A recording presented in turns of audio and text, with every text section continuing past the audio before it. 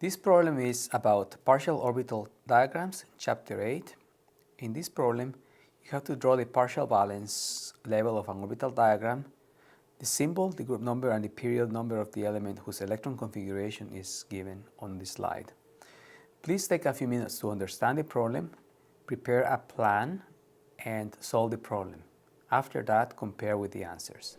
The plan to solve this problem consists on first drawing the partial orbital diagram, label each orbital type, and add the electrons to the diagram.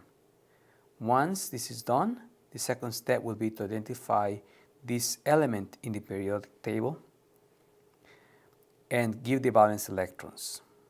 The partial orbital diagram will consist of the noble gas configuration, and since we have 4s electrons, we'll draw a box for the 4s electrons, and we are going to draw 5 boxes for the d electrons.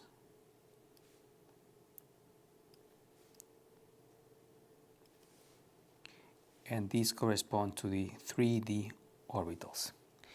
Now, this electron configuration indicated that we have 10 electrons.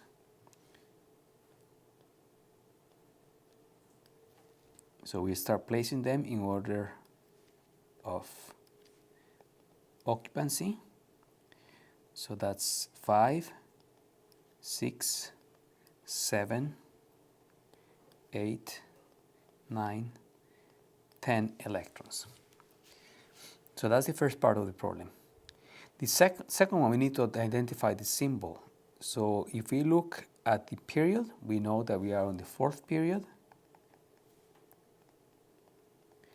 And now if we look at how many electrons we have, we know that we are going to have 8 electrons in the valence shell.